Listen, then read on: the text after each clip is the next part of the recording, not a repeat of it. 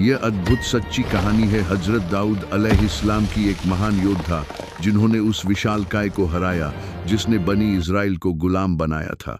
एक बुद्धिमान नेता और एक साथ ही एक पूरा साम्राज्य, तीनों बड़े धर्मों द्वारा स्वीकार किए गए। एक शक्तिशाली योद्धा जिन्होंने कुद्स यरूशलेम को जीता। एक रहस्यमयी नबी जो पक्षियों की भाषा समझते थे। इस महान इंसान के और कौन कौन से रहस्य थे जिनके बारे में अल्लाह ने कुरान में उच्च दर्जा दिया। जबूर 4 प्रमुख दिव्य किताबों में से एक के बारे में अज्ञात विवरण और उन बंदरों वाली चौंकाने वाली घटना जिन्होंने अल्लाह का विरोध किया और श्रापित हो गए। कैसे एक साधारण चरवाहा दिव्य नेता बन गया, ये सारे रहस्य आपका इंतजार कर रहे हैं इस वीडियो में। शुरू करने से पहले एक छोटी सी याद दिला दें, कृपया चैनल को सब्सक्राइब करना न भूलें, वीडियो को लाइक करें और एक कमेंट ज़रूर छोड़ दें। हम इस सफ़र को जारी रख सकते हैं सिर्फ आपकी सपोर्ट से। अगर आप तैयार हैं तो चलिए शुरू करते हैं। एक जमाने की बात है, प्राचीन धरती पर उपजाऊ जमीनों के बीच एक छोटा सा गांव था। इस गांव में एक छोटा लड़का बड़ा हो रहा था, अपने परिवार के साथ सादगी भरी जिंदगी जीते हुए। वह अपने बाप का सबसे छोटा बेटा था। यह लड़का बनी इज़राइल की नस्ल से था। वह एक चरवाहा था जिसकी तरफ लोग ज्यादा ध्यान नहीं देते थे, मगर तकदीर के पास उसके लिए बहुत बड़े प्लान थे। यह लड़का था हजरत दाऊद अलैहिस्सलाम। अपना बचपन उन्होंने अपने झुंड की देखभाल में बिताया। वे हरे भरे पहाड़ों पर दिन गुजारते जहां हवा घाटियों में हल्के से बहती थी।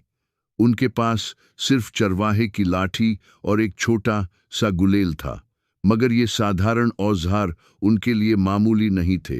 वे गुलेल का इस्तेमाल बेहद कुशलता से करते और पहाड़ों की गूंजती दीवारों के बीच नमाज पढ़ते, क्योंकि उनका सबसे बड़ा हथियार उनका दिल था, ईमान से भरा हुआ। छोटी उम्र से ही साफ था कि वे अलग थे। वे सिर्फ भेड़ों की रखवाली करने वाले नहीं थे, बल्कि वे हर चीज के मायने पर सवाल करते और हिकमत की तलाश करते थे। वे रात के आसमान को देखकर सितारों के क्रम के बारे में सोचते, दिल की आवाज से अल्लाह को याद करते। उनका परिवार, खासकर बड़े भाई, सोचते थे कि वे सारी जिंदगी एक साधारण चरवाहे के रूप में ही गुजार देंगे। उनके लिए दाऊद न योद्धा थे न नेता, मगर अल्लाह का प्लान कुछ और था। अल्लाह ने लिखा था कि यह छोटा लड़का एक दिन पूरी कौम का नसीब बदल देगा। मगर हर बड़ी कहानी की तरह उनकी कहानी भी एक टर्निंग पॉइंट से गुजरी, क्योंकि जल्द ही उन्हें बनी इज़राइल के सबसे बड़े डर का सामना करना था। इतिहास के सबसे मशहूर पलों में से एक होने वाला था एक युवा चरवाहे और एक विशाल योद्धा के बीच। वह विशाल योद्धा था गोलियत। उस वक्त गोलियत अमालिका कबीले का ताकतवर बादशाह था जो मिस्र और शाम के बीच रहता था। उसने बनी इज़राइल को हरा दिया था, उनकी औरतों और बच्चों को कैदी बना लिया था।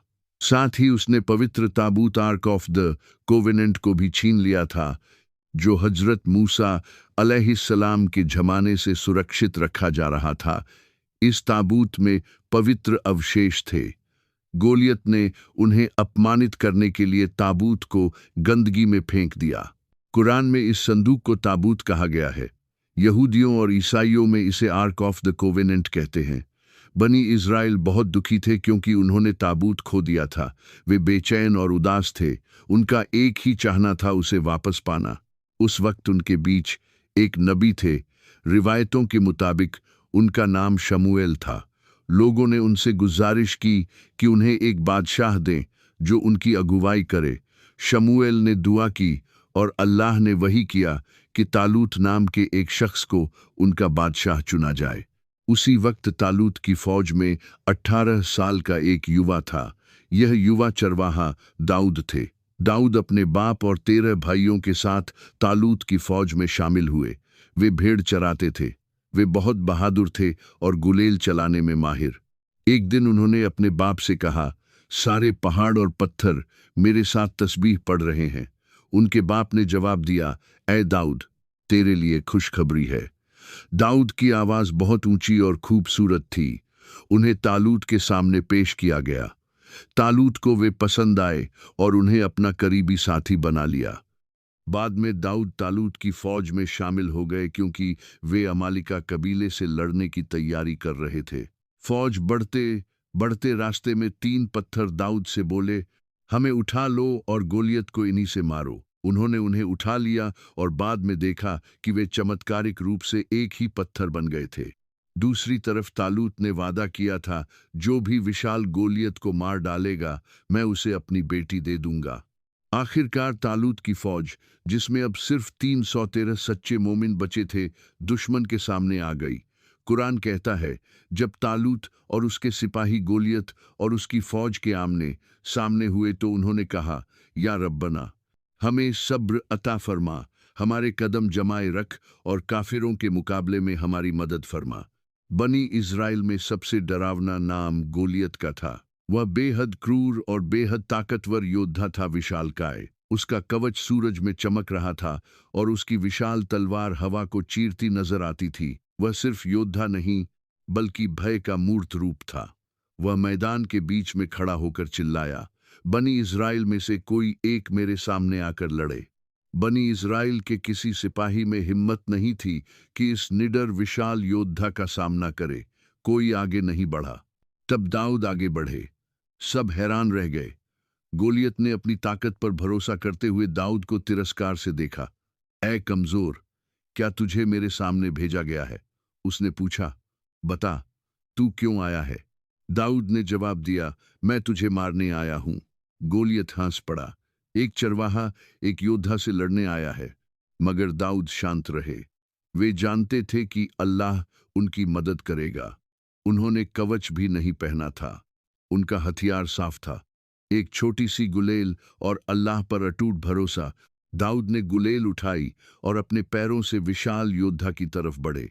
उनकी नज़र गोलियत से नहीं हटी। उन्होंने जवाब दिया, तू तलवार और ढाल लेकर मेरे पास आया है, मगर मैं इस गुलेल के साथ आया हूं। फिर वह पल आ गया। दाऊद ने खास पत्थर को गुलेल में रखा, गहरी सांस ली और पत्थर को तेजी से गोलियत की तरफ फेंक दिया। पत्थर हवा में उड़ा और गोलियत के ठीक माथे पर लगा। एक पल के लिए सब रुक गया।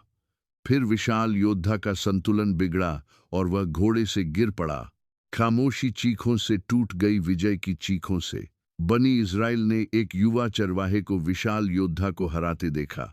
गोलियत मर चुका था और उसकी फौज घबराकर भागने लगी। गोलियत एक घमंडी और ताकतवर बादशाह अपनी सारी ताकत और दिखावे के बावजूद हार गया। यह सिर्फ युद्ध की जीत नहीं थी, बल्कि ईमान, बहादुरी और अल्लाह पर भरोसे का सच्चा नमूना था।